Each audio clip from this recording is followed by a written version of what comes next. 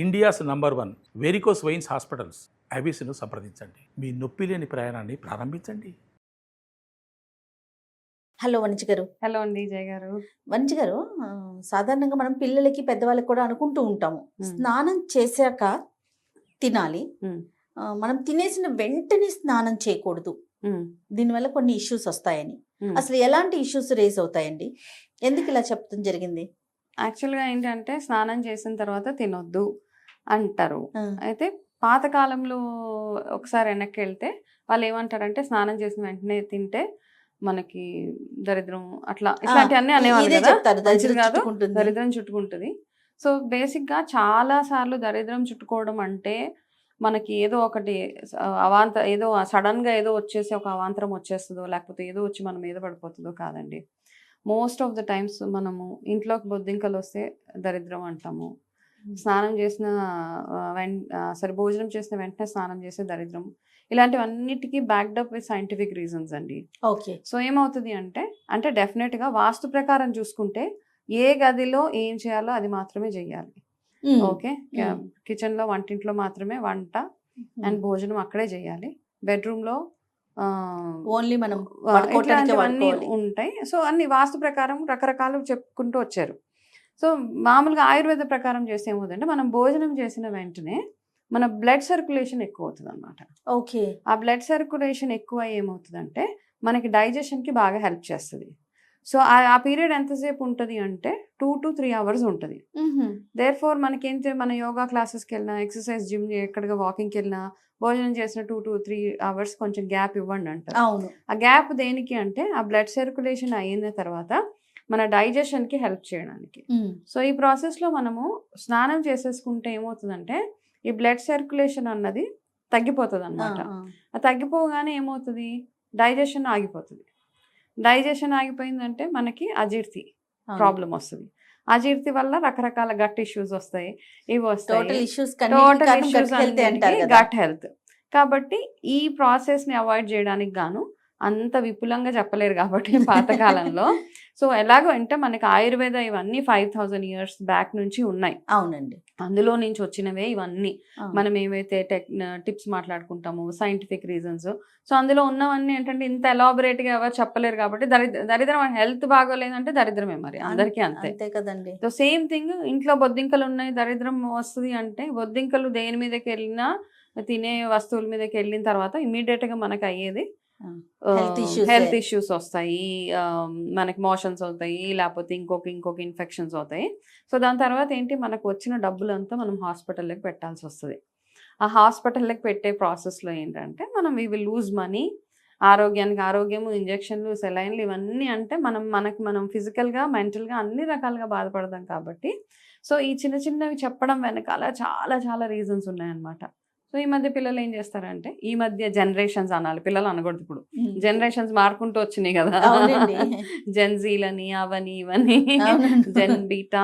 So ఇప్పుడు generation ప్రకారం ఆలోచించాల్సి వస్తుంది మనకి. ఆ జనరేషన్ పిల్లలు ఏమంటారంటే అట్లా ఏం కాదులే, మాకు తెలుసులే ఏం చేయాలో అని తీసి పాడేస్తూ ఉంటారు. కాబట్టి అందుకే ఎవరికైనా చెప్పినప్పుడు మనం ఇట్లా దరిద్రం అని చెప్పకుండా వాళ్ళకి విపులంగా చెప్తే బెటర్, దే విల్ అండర్స్టాండ్ ఇట్లాంటివన్నీ. అంటే అసలు మినిమం ఎంత గ్యాప్ ఇవ్వాలంటారు? అంటే అందుకనే ఫస్ట్ ఏమంటారంటే, ఫస్ట్ దినచర్య, ఆయుర్వేదలో దినచర్య ఏదైతే ఉంటుందో అందులో ఏం చెప్తారంటే మార్నింగ్ సూర్యోదయానికల్లా మనం ఈ స్నానం అదంతా కంప్లీట్ చేసేసుకోవాలి. ఫస్ట్ స్నానం చేసేసుకున్న తర్వాత మనం లేట్గా నిద్ర లేగిస్తే డెఫినెట్గా మనకు స్నానంకి, తినడానికి, ఇవన్నిటికీ బ్యాక్ టు బ్యాక్ బ్రేక్ఫాస్ట్ చేసిన తర్వాత స్నానాలు చేసుకునే వాళ్ళు అవి ఉన్నారు. మినిమం 3 hours అయితే బెటర్ అండి. ఇంకా తప్పని పరిస్థితులు అంటే అట్లీస్ట్ 2 గంటలు.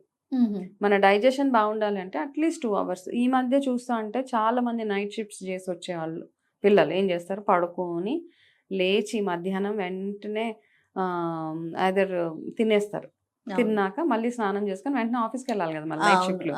సో ఈ ప్రాసెస్లో ఏమవుతుందంటే ఒబెసిటీ వచ్చేస్తుంది వాళ్ళకి. ఒబెసిటీ రావడానికి, ఇండైజెషన్స్ అవ్వడానికి, రకరకాల pimples, acne, indigestion, skin problems కూడా కారణమవుతుంది వనిజ్ గారు. అఫ్ కోర్స్ అంటే చూడండి, ఇప్పుడు డైజెషన్ అవ్వట్లేదు, మీ గట్ హెల్త్ బాగోట్లేదు అంటే ఇమ్మీడియట్గా ఏమవుతుంది, మీరు తిన్న ఆహారములో ఉన్న విటమిన్స్ కానీ, మినరల్స్ కానీ మన వంటికి డిస్ట్రిబ్యూట్ అవ్వట్లేదు. ఆ అవ్వని ప్రాసెస్లో ఏమవుతుంది, మీకు యాక్నే వస్తుంది, పింపుల్స్ వస్తాయి, హెయిర్ లాస్ అవుతుంది, అన్ని డెఫిషియన్సీస్ అవుతాయి. ఎందుకంటే మీరు తిన్న కాల్షియం మీకు అబ్జార్ప్షన్ అవ్వట్లేదు. ఇండైజెషన్ అంటే ఏంటంటే మనం తిన్న ఏ ఒక్క మినరల్ విటమిన్ కానీ మన ఒంటికి పట్టట్లేదు కాబట్టి దానివల్ల మనకి హెయిర్ లాసెస్ అవన్నీ అంటే మెల్లిమెల్లిగా జరుగుతాయి, స్టెప్ బై స్టెప్. ఒకటేసారి ఓవర్ నైట్ అవన్నీ జరిగిపోవు కానీ ఒక 6 నెలలు చాలు మన ఈ ప్రాసెస్, ఈ రొటీన్ ఫాలో అయితే 6 నెలల్లో మీ షేప్ అవుట్ అయిపోతారు. మీ హెయిర్ లాస్ స్టార్ట్ అవుతుంది. ఇలా పడుకొని లేగానే తలగడ నిందా ఇంత జుట్టు ఉంటుంది. కాబట్టి better is to take bath first ముందే స్నానం చేసుకొని.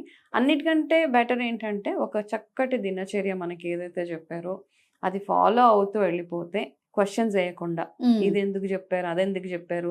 అన్నిటికంటే ఇంకా ఇంకా ఇంపార్టెంట్ మన భారతీయ సాంప్రదాయం, మన ఈ సాంప్రదాయం ఏదైతే ఉందో దాన్ని ఫాలో అవుతూ లైఫ్ స్టైల్లో, సాంప్రదాయాలు అంటే చాలా ఉన్నాయి బట్ అట్లీస్ట్ లైఫ్ స్టైల్లో విషయంలో అది ఫాలో అవుతే మాత్రం ఎక్సలెంట్ హెల్త్ మన చేతిలోనే ఉంటుంది.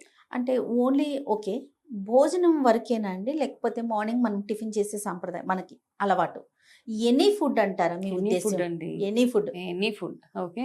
లైట్ గా తినే భోజనం అంటే మనం కాస్త హెవీగానే తింటాం కదా, భోజనమే మనకి ఫ్యూయల్ మన బాడీకి. ఆ హెవీ మీల్ తిన్నప్పుడు డైజెషన్ కి కూడా కొంచెం మనకి టైం ఇవ్వాల్సి వస్తుంది. అవును. వాకింగ్ ఈజ్ ఓకే, తిన్న తర్వాత ఒక 10 నిమిషాలు బ్రిస్క్ వాక్ అట్లాంటివన్నీ ఓకే.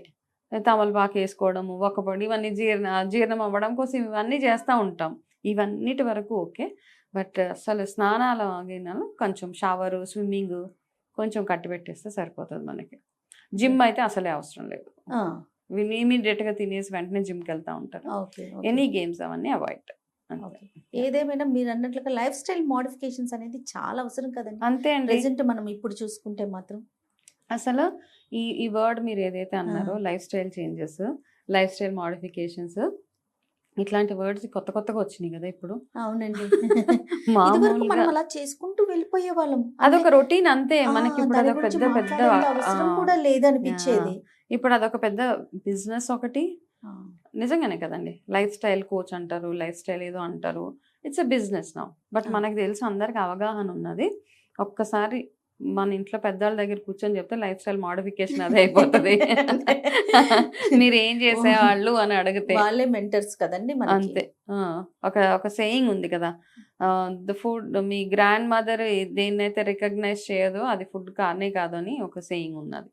కాబట్టి వాళ్ళ దగ్గరికి వెళ్తే ఈ పండు తినొచ్చు అంటారు. వాళ్ళు చిన్న చిన్న చిట్కాలు చెప్తారు. జామాకులో కొంచెం చింతపండు కలుపుకొని తింటే కాన్స్టిపేషన్ ఉండదని చెప్పేవాళ్ళు పాతకాలంలో. అవన్నీ మనం ఫాలో అవ్వము, జామాకులు తింటాం అంటాం. సో ఆ చిన్న చిన్న చిట్కాలు ఫాలో అయిపోతే ఎక్సలెంట్ హెల్త్ మన చేతిలోనే ఉంటుంది. రైట్. థ్యాంక్ యూ అండి. వెల్కమ్ అండి.